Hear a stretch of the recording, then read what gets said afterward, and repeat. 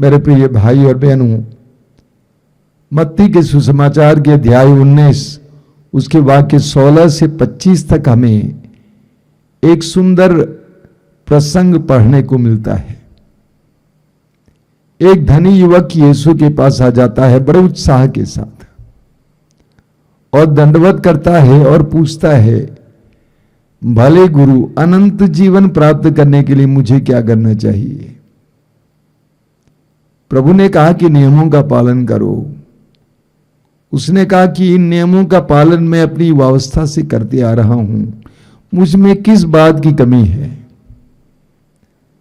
और प्रभु ने उसकी कमी को ढूंढ निकाला और पाया कि उसके दिल में उसके धन के प्रति बहुत ज्यादा मोह था। इसीलिए प्रभु ने कहा, अपनी संपत्ति बेच डालो, गरीबों में बांटो और तब मेरे पीछे चले आओ।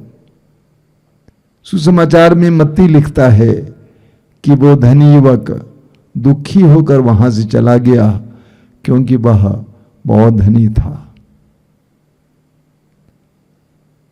वो अनंत जीवन चाह रहा था, लेकिन उसके लिए मूल्य चुकाने के लिए वो तैयार नहीं था। हम सभी लोग प्रभु से बहुत सारी कृपाएं चाहते हैं, बहुत सारी आशीषें चाहते हैं। हम चाहते हैं कि हमारे परिवार में स्वर्ग का राज्य आ जाए।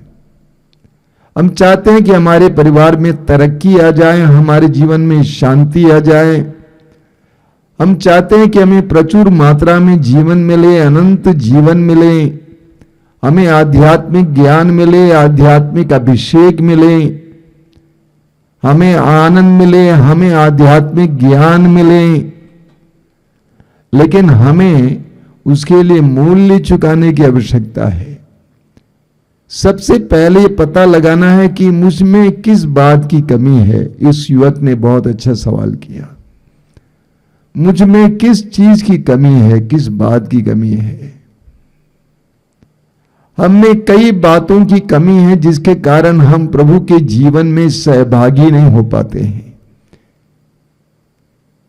किसी के अंदर बहुत ज्यादा लालच है, धन के प्रति लालच, चीजों के प्रति लालच, अलग अलग प्रकार का लालच है। किसी के अंदर संसार के प्रति बहुत लगाव है, मोह है। लोगों के प्रति बहुत ज्यादा लगाव है, मोह है। किसी के अंदर धन के प्रति बहुत ज्यादा मोह है, लालच है। मनोरंजन, खान पान, वस्त्र, अन्य चीजों में वे खोए हुए हैं, जिसके कारण वे अनंत जीवन और प्रभु के आध्यात्मिक जीवन में वे प्रवेश नहीं कर पाते हैं। किसी के अंदर कई प्रकार की बुरी आदतें हैं, नशे की आदत, अश्लीलता से भरी हुई आदतें, नग्न चित्र देखने की आदत, अश्लील रिश्ता रखने की आदत, अश्लील बातें बोलने की आदत।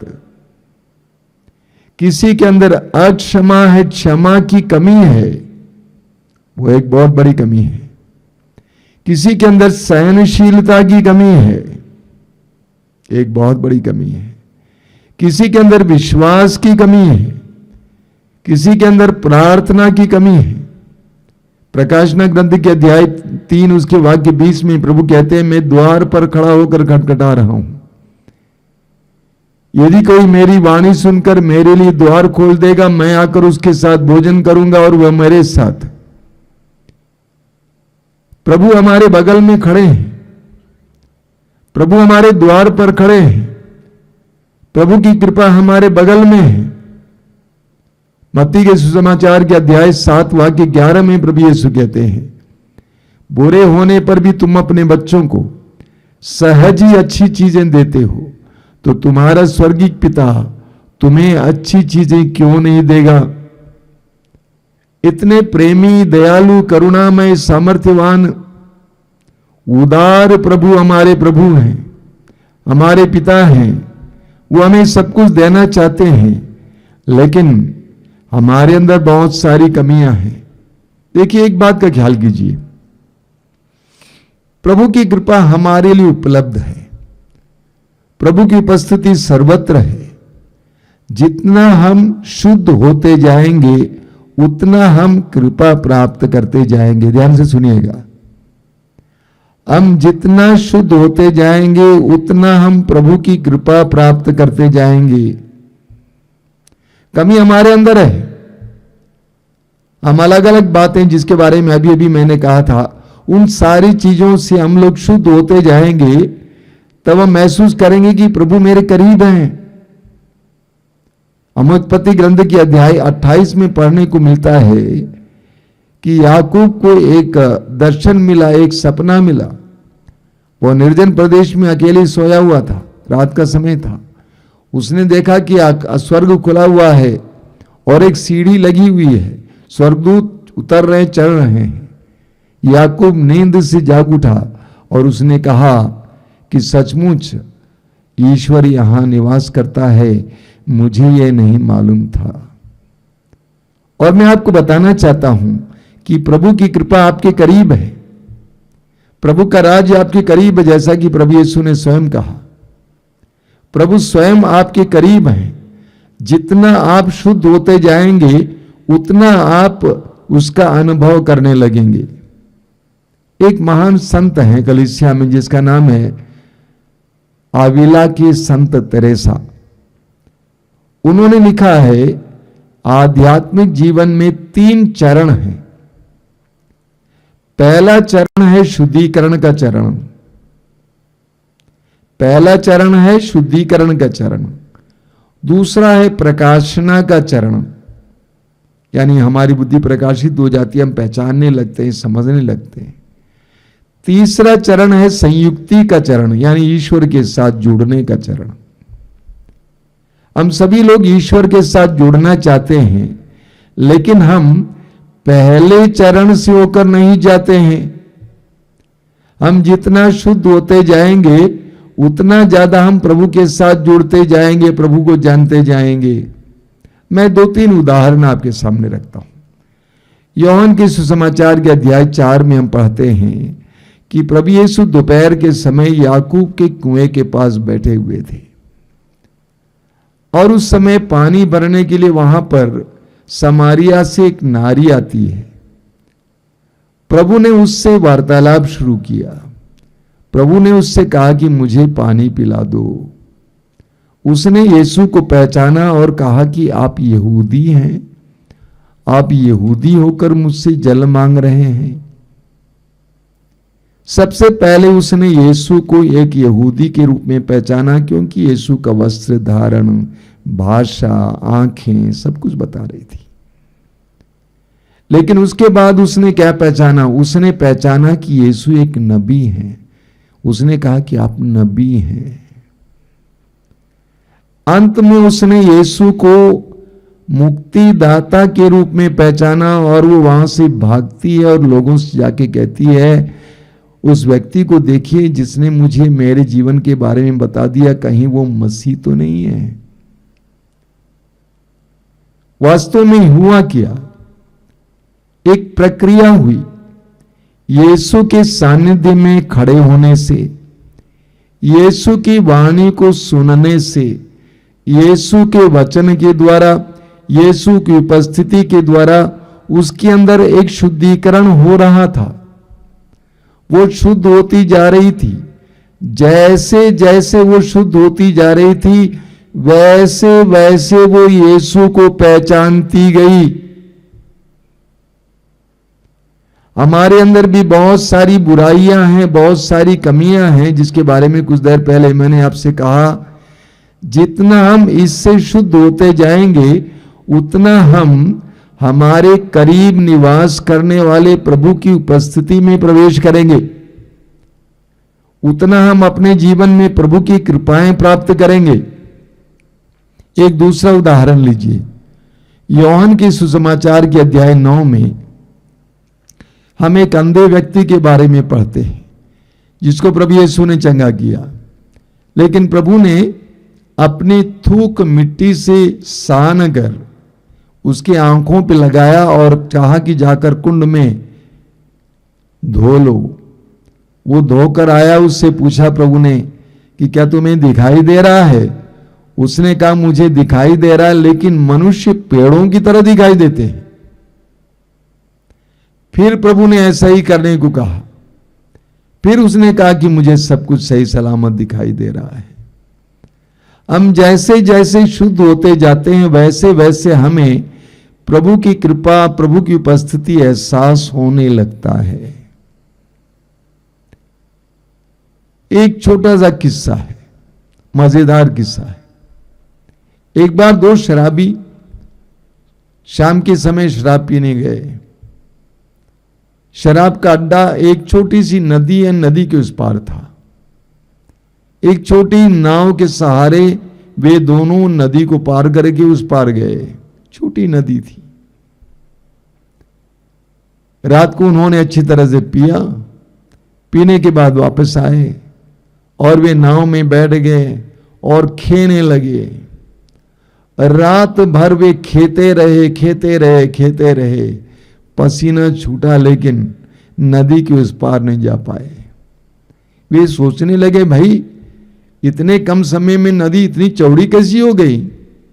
सुबह के समय जब सूरज उगा और उनका नशा भी उतर गया था, तब उन्होंने मुड़कर देखा तो उन्होंने क्या देखा कि उन्होंने उस नाव को एक पेड़ से बांध के रखा था। हमारी आध्यात्मिक यात्रा भी कुछ इसी तरह है। लोग कहते हैं हम बहुत प्रयास करते हैं, बहुत प्रार्थना करते हैं, बहुत बाइबल पढ़ते हैं, कुछ नहीं होता है। देख लो कहीं बंधे तो नहीं हो। देख लो कि अपने अंदर क्या कमी है।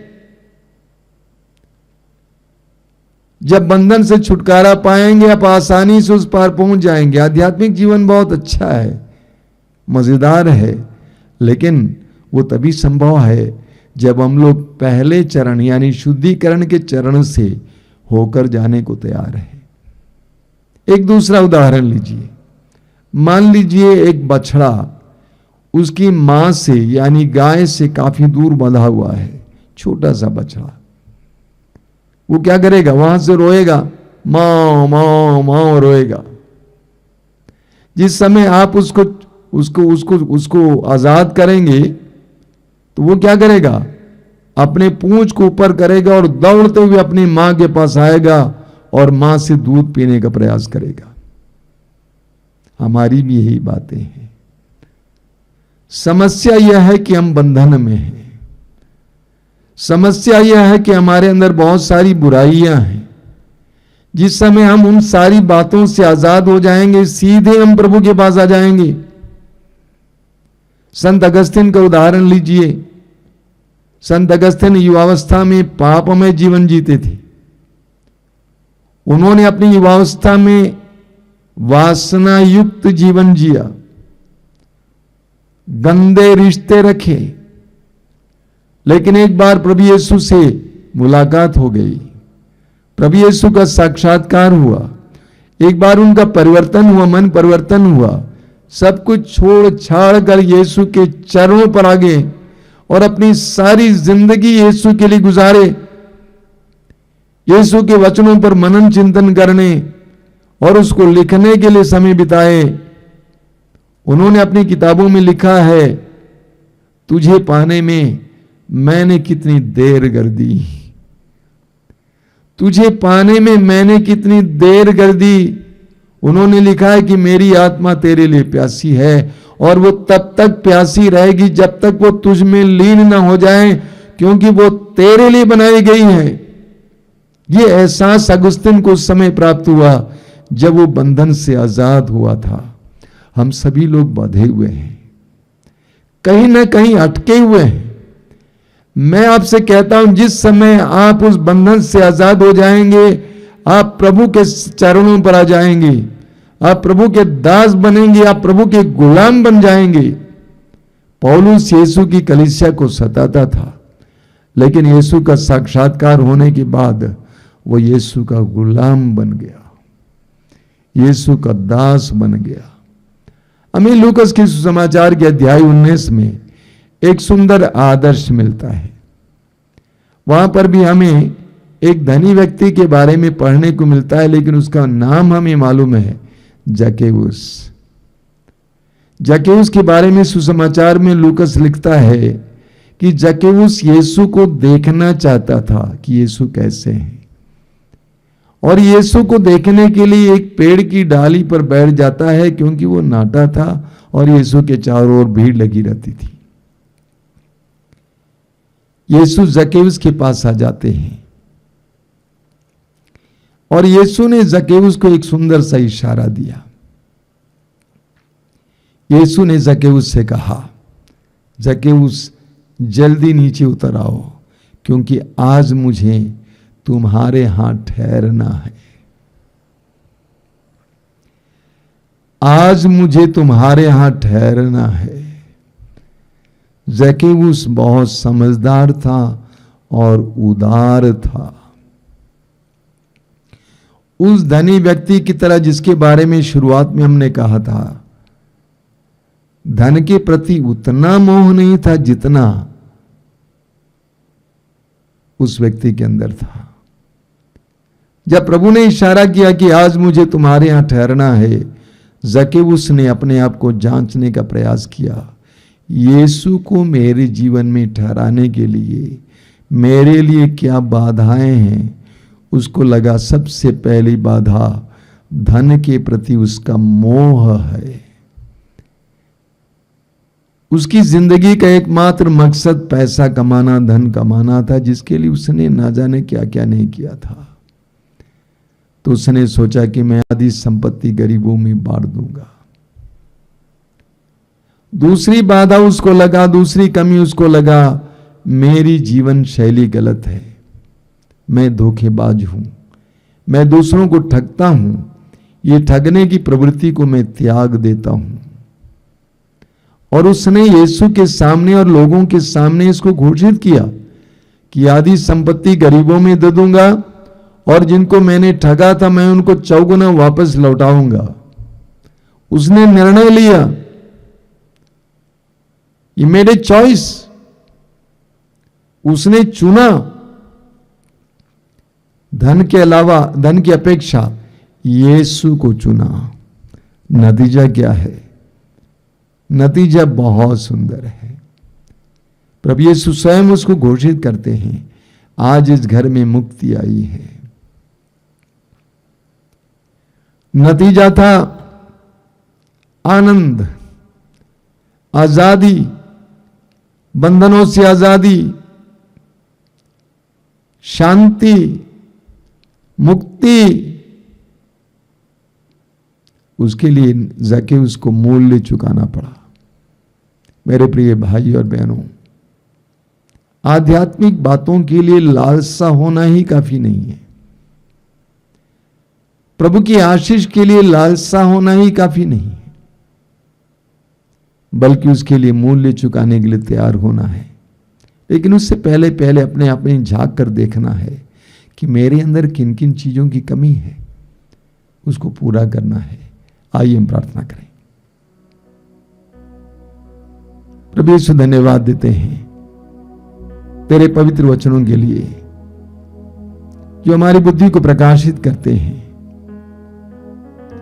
जो हमें समझाते हैं जीवन के बारे में, अनंत जीवन के बारे में।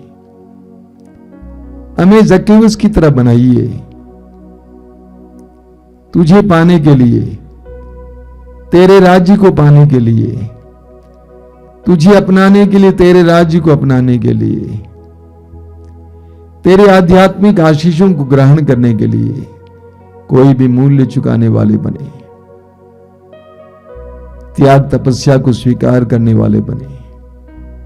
हमें आजाद करना यीशु, हमें आध्यात्मिक अनुभूतियों से भरना। धन्यवाद प्रभु, तेरी स्तुति, तेरी महिमा।